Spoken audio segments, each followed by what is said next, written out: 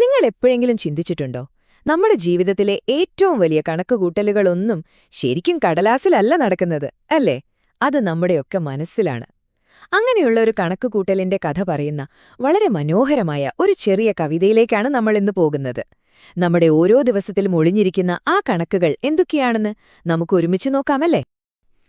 അപ്പോ നമുക്ക് നേരെ കവിതയുടെ ആ ആദ്യ വരിയിലേക്ക് തന്നെ കടക്കാം. വെറുതെ ആലോചിച്ചു നോക്കൂ.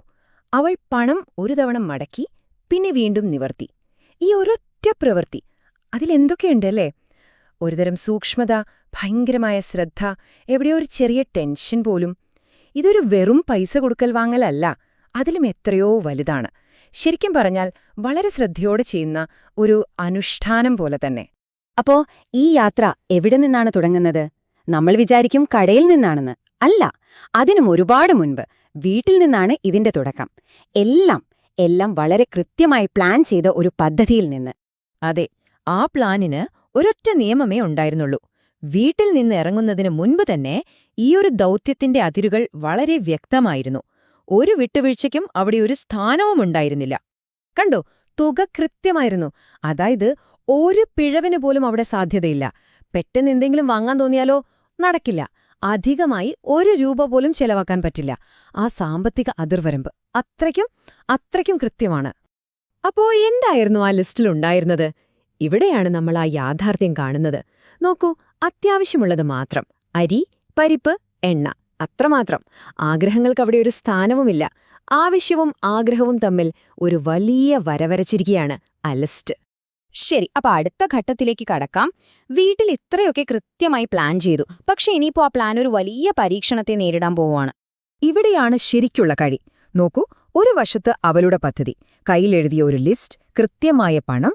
മറുവശത്തോ കടയിലെ യാഥാർത്ഥ്യം, കണ്ണഞ്ചിപ്പിക്കുന്ന ലൈറ്റുകൾ, നമ്മളെ മാടി വിളിക്കുന്ന പാക്കറ്റുകൾ. എല്ലായിടത്തും ഓഫർ ഓഫർ എന്ന് എഴുതിവെച്ചിരിക്കുന്നു.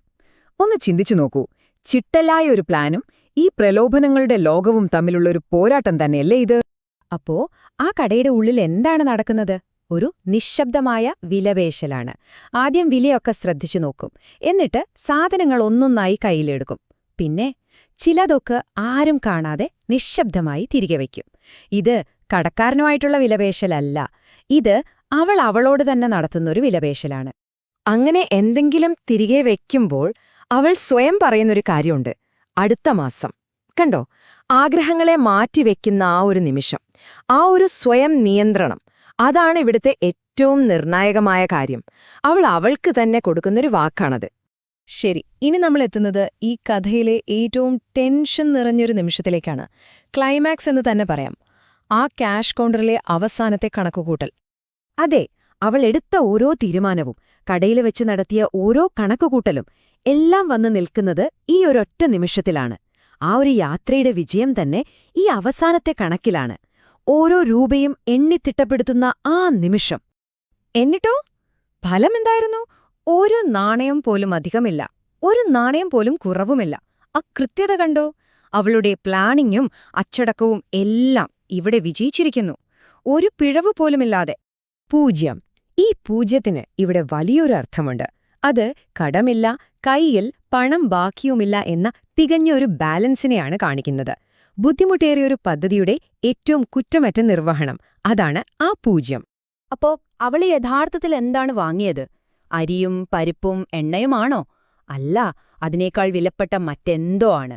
ഈ ഒരു ചിന്ത എങ്ങനെയാണ് കവിതയുടെ ഏറ്റവും ശക്തമായൊരു തിരിച്ചറിവിലേക്ക് നമ്മളെ കൊണ്ടുപോകുന്നതെന്ന് നോക്കാം. വീട്ടിലേക്കുള്ള വഴിയിൽ ആ സഞ്ചികൾക്ക് നല്ല ഭാരമുണ്ടായിരുന്നു, പക്ഷേ അവരുടെ മുഖം ശാന്തമായിരുന്നു. ആ ഒരു വ്യത്യാസം ശ്രദ്ധിച്ചോ?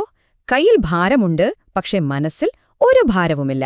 ആ ദൗത്യം പൂർത്തിയാക്കിയതിന്റെ ഒരു വലിയ ആശ്വാസം. അപ്പോ എന്താണ് സമാധാനം? ഈ കവിത ആ വാക്കിന് പുതിയൊരർത്ഥം തരികയാണ്. സമാധാനം എന്ന് പറഞ്ഞാൽ ഒരു മാസത്തേക്കുള്ള ഭക്ഷണം, വിശപ്പില്ലാത്ത ഒരു കുടുംബം, ഒരുമിച്ച് നിൽക്കുന്ന ഒരു വീട്. അതെ, തികഞ്ഞ ഒരു കണക്കുകൂട്ടലിന്റെ ഫലം. അതൊരു വെറും മാനസികാവസ്ഥയല്ല, കഷ്ടപ്പെട്ട് നേടിയെടുക്കുന്ന ഒന്നാണ്. ആ സഞ്ചികളിൽ അവൾ വീട്ടിലേക്ക് കൊണ്ടുപോകുന്നത് ഒരു മാസത്തെ സമാധാനമാണ്. അതെ, അതാണൊരമ്മ. ഒരു ബഡ്ജറ്റ് ബാലൻസ് ചെയ്യുമ്പോൾ തന്നെ ഒരു വീടിനെ മുഴുവനായി ഒരുമിച്ചു നിർത്തുന്നു. ഈ ഒരൊറ്റ പ്രവൃത്തി, ഇത് ആ ഒരമ്മയുടെ മാത്രം കഥയല്ല, ഒരു കുടുംബത്തെ പരിപാലിക്കുന്ന ഓരോരുത്തരുടെയും കഥയാണ്. പലപ്പോഴും നമ്മളാരും കാണാതെ പോകുന്ന ആ അധ്വാനത്തിന്റെ കഥ. അപ്പോ നമുക്ക് നമ്മളോട് തന്നെ ഈ ചോദ്യം ചോദിക്കാമല്ലേ, നമ്മുടെ ഈ ലോകത്തെ ഇങ്ങനെ ഒരുമിച്ച് നിർത്തുന്ന, നമ്മൾ ആരും കാണാത്ത, ശ്രദ്ധിക്കാത്ത മറ്റ് കണക്കുകൂട്ടലുകൾ എന്തൊക്കെയായിരിക്കും? നമ്മുടെയൊക്കെ ജീവിതത്തിൽ സമാധാനം കൊണ്ടുവരുന്ന അത്തരം എത്രയെത്ര അദൃശ്യമായ കണക്കുകളുണ്ടാകും? ഒന്ന് ആലോചിച്ചു നോക്കൂ.